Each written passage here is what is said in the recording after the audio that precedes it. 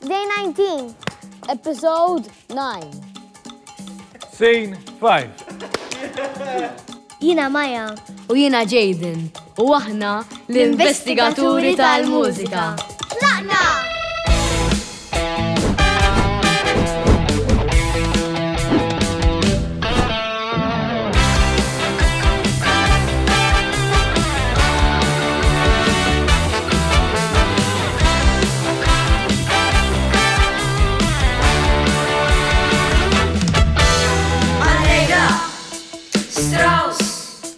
Investigaturi tal-mużika. Allegra, Strauss, l-investigaturi tal-mużika.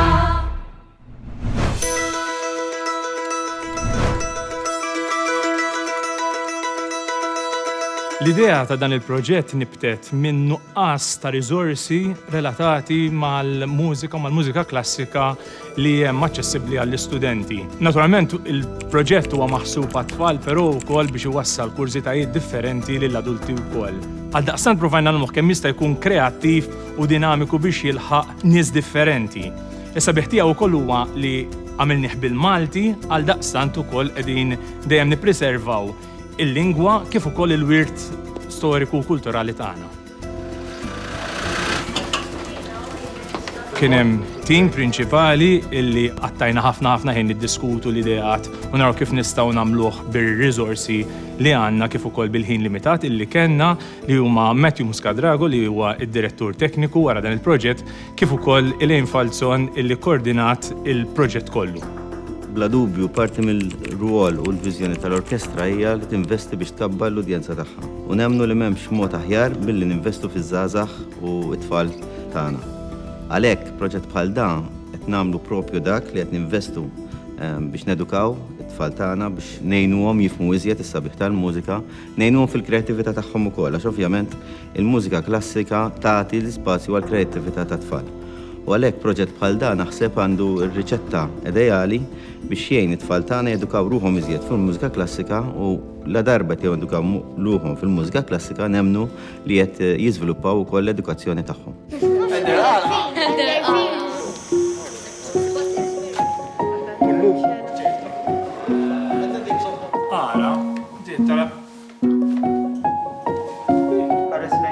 Il-protagonisti prinċipali tal-investigaturi tal-mużika, Jaden u Maja, li għamlu r-rwol ta' Allegra u Strauss huma bla dubju tfal bravi immens. Flimkien magħhom kellna wkoll l-attriċi Marija Bakil, illi apparti li hija attriċi eċċezzjonali hija wkoll persuna illi ġib ħafna enerġija magħha u ħadna tassew biex naħdmu magħha.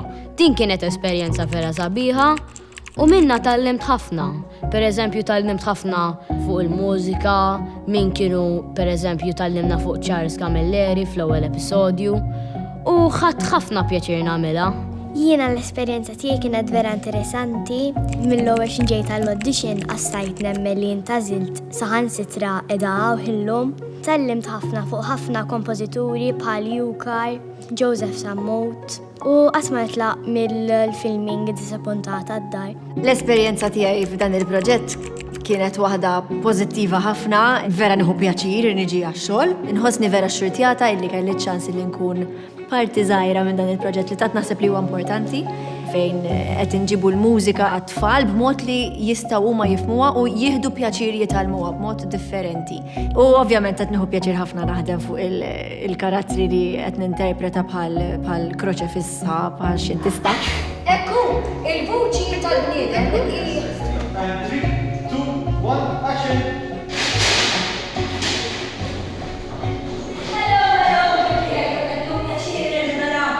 Dan il-proġett l-investigaturi tal-mużika offrilna ħafna sfidi, però sfidi li kollha imbidlu f'opportunitajiet. Qatt maħsibna fil-bidu illi l-Strauss u l-Allegra se narawhom pereżempju mhux flimkien fl-episodji, però kellna nagħmluha minħabba ċirkustanzi li kien hemm bħal pereżempju meta Maja u Jaden inqabdu kwarantina, mela allura kellna nadattaw, kellna nipposponu ċertu filming sessions u nadattaw oħrajn. Dal-proġett inħoloq fi żmien vera partikolari għal Malta u għad-dinja kollha minħabba l-COVID-19. Flimkien ma' tim konna diskutu kif ħajna xilna inkomplu niffilmjaw bid-delays kollha li bdew jiġu minħabba dawn iċ-ċirkustanzi. Allura mill-aspett tekniku bdejna noħolqu idejat differenti ħafna. Fejn Maja pereżempju f'sitwazzjoni partikolari irreċtat mis-sufan tagħha mid-dar online waqt video call. U din kienet esperjenza partikolari għax il-feeling kien l-istess feeling pozittiv, għala volja i kienet waħla id-dar fis-sajf ma setax tom, per eżempju, ma setax toħroġ mid-dar. Allora i xorta kienet imma parti maħna integrali meta konna t-filmjaw, isa kienet literalment ħdejna. Xejjir li Maja.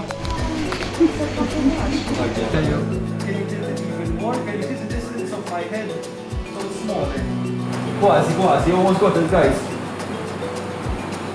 Maja, hello, qed tisma'na? Qed tisma'na. All right, Miami. Malta għandna sistema ta' edukazzjoni mużikali illi tgħin it-tfal japprezzaw kull qualsiasi tip ta' mużika, ovvjament, fl-iskejjel. U din hija importanti ħafna. Però forsi waħedha mhux biżejjed. Importanti li t-tfal ikollhom esperjenza aktar diretta. U naħseb illi opportunitajiet bħal Majati dan is-serje ta' investigaturi tal-mużika importanti ħafna għax it-tfal jaraw japprezzaw x'jidħol fil-mużika bil-preparamenti tal-orkestra, kompożituri, id-direttur tal-orkestra, eċċetera. Ġifieri naħseb illi dal-programm qed jgħin ħafna biex tiżdied l-apprezzament tal-mużika f'Malta. It's an interesting project. It's like you can access these videos from just with a click of a button on your phone, on a tablet, anywhere. Thinking of when I was a kid, access to music and how it works and what goes on behind the scenes of classical music and any genre was something completely outside my zone, and I never had any access to it really. And I remember the only times I used to get access to music was if I go to church and I hear the choir or the orchestra when the feast used to happen. And that was like my first start, which was good, but I can imagine so much better for kids even at school or in places where they frequent to have access to these creative little videos and snippets. And it's a nice project in the sense that it's from kids to kids. So I would imagine that will make it even more exciting and accessible to them. The children were wonderful, really engaged and interested, and we filmed the arias many times, but they sat there and watched each time, and they were so engaged all the way through. And it's great because if they leave this recording session even just humming a little bit of a melody of one of those classical pieces they've heard, and I think that in itself is a success. Meta tħalt fil-proġett ovvjament kont eċitat ħafna għax l-istorja kienet interessanti għalija u anke l-fatt li hemm tfal, my inner child came out completely.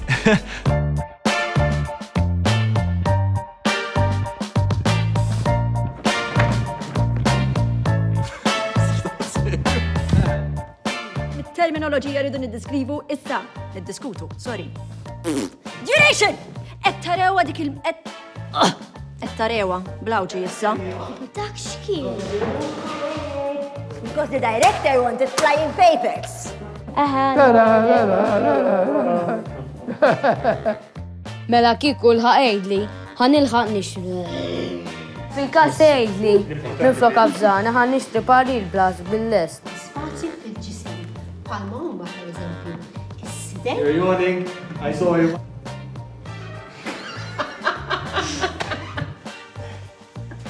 Jien il-libra tal-orkestra u l-espert għal jixtieq ikun jaf, jixtieq li. Bar lines. Bar, bħal gazzett dibba.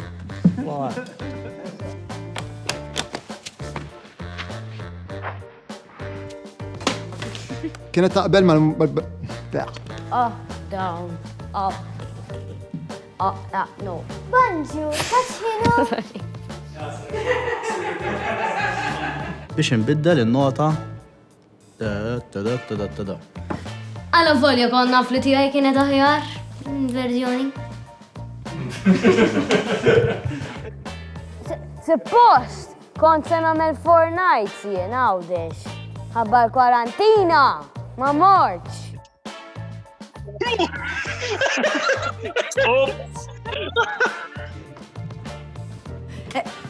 Student. Tajjeb. X'involvi xogħlok mal-MYO? Tweġiba. Għax li l-ek kidbuli, tweġiba għalu li. L-Orkestra Filarmonika ta' Malta.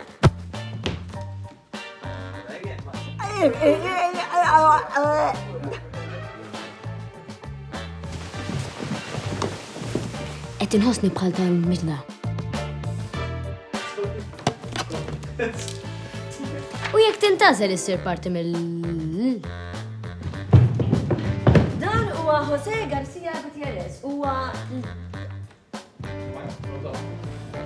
Allegra tgħid kemm torħon meta tonqort. Allegra tgħid kemm toħron tajjeb.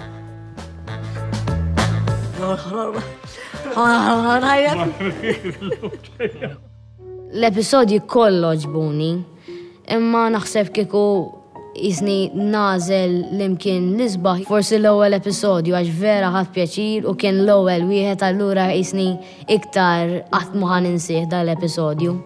Oġobni ħafna ta' ġilien zammit għax kellna l-kostumi għal volja dik il-parrokka. Oġobni ħafna dak ta' terminoloġija tal-ħoss għax kont taqqit il-klarinett, id-drums, allura dak ukoll favorit. Xi ħaġa li kien involvi anke r-wol tiegħi kienet l-ispazji differenti, ninsibu l-ispazji differenti fejn se naħdmu. Sibna kollaborazzjoni kbira min-naħa tal-ispazji fejn morna, inkluż il-Valletta Campus Theatre, ħdimna ħafna, tista' tgħid użajna kull rokna ta' dan l-ispazju. Morna f'diversi libreriji wkoll madwar Malta u Għawdex ukoll. Ħdimna fil-fatt mal-Malta Libraries biex sibna l-ispazju biex offrewlna il-postijiet fejn nistgħu naħdmu. Palazzo della Sal, Palazzo l-Inkwizitur, diversi spazi li kienu ta' sfond tajjeb għall-istorja tagħna. Dal-proġett partikolari dejjem kellu potenzjal enormi, allura xtaqna li bħala development tal-kunċett we don't cut corners. Il-fatt kien hemm ġifieri aħna mill-kunċett sar l-iskript u mill-iskript sibna tim essenzjali biex noħolqu dal-proġett. Ġifieri għal din raġuni biss li l-proġett għalmenu naħseb li ħajaħdem. Nixtieq nirringrazzja lil kull min ikun ta' sapport għal proġetti bħal dawn u li laqgħu l-idea tagħna li nippreżentaw proġett daqshekk innovattiv fl-iskejjel u lill-pubbliku Malti.